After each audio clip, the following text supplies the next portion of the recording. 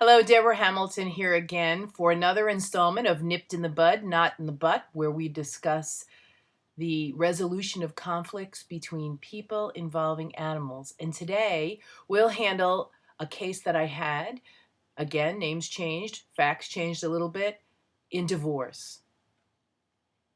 As I always do at the beginning of each of these Nipped in the Bud series, I define mediation for you a little bit more so you understand it a little bit better and you can implement mediation if you have a conflict in your life involving an animal.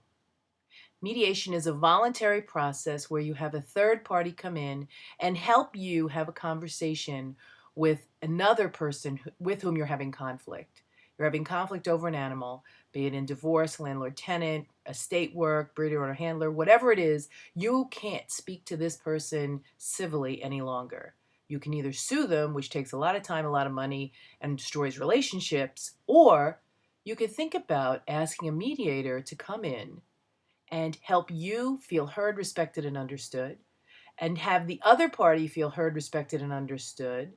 And by having the full conversation finally get out there on the table, solutions can be discussed with the help of the mediator, enabling you to hear things you hadn't heard and to listen and respect the other party's view of the information in a way you may not have been able to before.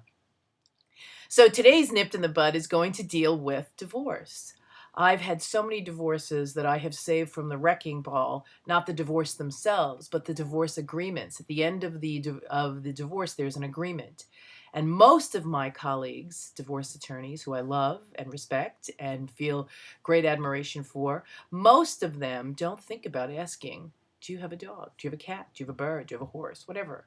They never ask that. They get all the way to the end of the divorce agreement and then they say, by the way, who gets the dog? And all of a sudden, the world implodes because one attorney might say, hey, Joe, you have paid for all the bills of this pet. You deserve 50% of this pet if you want it. Do you want it? And just because that anger and angst is still there, they might say, oh, yeah, I want 50%.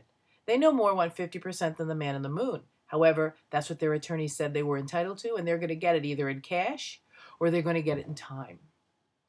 I'll tell you about a case that I had that took 8 sessions in mediation. So 8 2-hour sessions, because I only work usually in 2-hour sessions because we only get rolling in an hour. So I like to do it in 2 hours. So 8 sessions.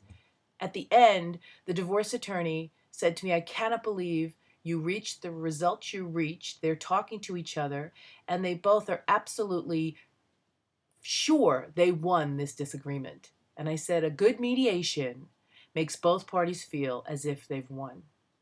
So let me tell you a little bit about the facts that are a little changed, as I said, because the other thing about mediation, beside the fact that it's voluntary and it helps you have a conversation, it's confidential.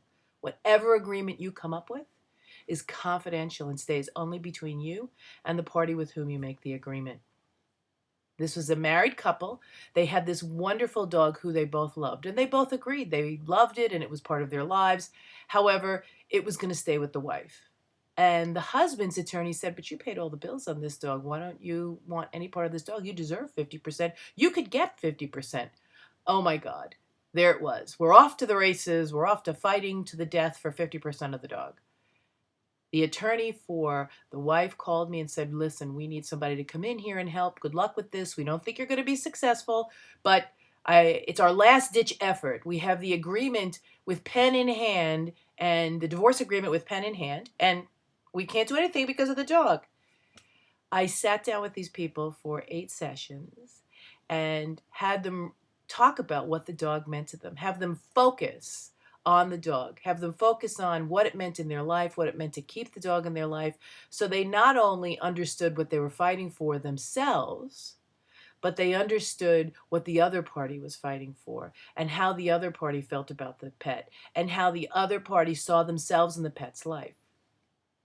At the end of 6 of our 8 mediations, the light bulb went on in both of their minds that, in fact, the husband, who was a school teacher and a coach and a this and a that, couldn't really spend more than one weekend a month, and that's what he usually did with the dog. He'd spend one weekend a month with the dog and take it hiking or take it wherever. Couldn't spend more than one weekend a month with it because of his schedule. And the wife realized that she'd like to have a weekend off from the dog so she could go travel, she could go to a bed and breakfast, she could go away with friends, she could go out and socialize. It would be really good if she had someone she could rely on and it wouldn't cost much in order to have the dog leave for a weekend. And the gentleman said, well, if I want it during the week, I could just set it up so that I could get that dog during the week and they wouldn't necessarily have to see each other. Little did anyone on this recording who's watching this recording know that there is a cottage industry now in doggy daycares and dog grooming where I will leave the dog in the morning and you'll pick it up in the afternoon because we never want to see each other, but we want to share the dog. It's a whole cottage industry of helping people share pets that were the last best thing they had in their lives, but never have to see each other again. They agreed at the end of the sixth mediation that they would share the dog. That was very important to them. But that the sharing would be reasonable because when they looked at their schedules, they really wanted a weekend off and they really only had a weekend that they could do doggy care. And then they decided that on vacations, the dog would go to the husband because he would be off from school or he would have the vacation off because it was a holiday and he could take the dog for a longer period of time. This never would have gotten to the table had they not both sat down and recognized what they wanted from a relationship with that dog, from a continued relationship with that dog, and hear what the other party had in mind for their continued relationship. When you have an attorney representing you, they have to do it zealously. They have to do exactly what you want. They don't necessarily get the finesse in there, and they don't enable you to hear what the other party has to say because the other party's attorney is shielding them from hearing difficult things, and your attorney is shielding you from hearing difficult things. So the difficult things never get spoken about, and so you just go along your merry way, and no one ever resolves an issue. In this mediation, it was phenomenal because they found the weekends in the year that they could share this pet that was so important to both of them. They vowed to share expenses if something happened to the dog, and they vowed that if something happened to one of them, the other one would have sole ownership of the dog. In a recent case here in New York, Travis v. Murray, sole ownership was given, a hearing was given for decision of sole ownership for a couple who were fighting over a pet in divorce. For me, it was a groundbreaking decision, but really a heartbreaking decision as well, because now one party owns this dog outright, and the other party has no right to that dog. There is such bad blood between the two parties that working out a shared relationship now is almost impossible. Mediation gives you the opportunity to work out that shared relationship in an agreement outside the divorce so that it can be enforced in other ways. And hopefully, if something goes wrong, you'll just go back to mediation and fix it. That's what my practice has done. We have tweaked agreements. When things haven't worked out, we've tweaked them and made them better so that both parties felt heard, respected, understood, and appreciated for what they wanted from this pet in their life. Nipped in the bud, not in the butt. Another episode in the People with Conflicts Involving Animals TV station. I hope that you will join me again for our next installment. It is always fun, it is always informative, and please do me a favor and get in touch with me if you have an issue you'd like me to address in the Nipped in the Bud series.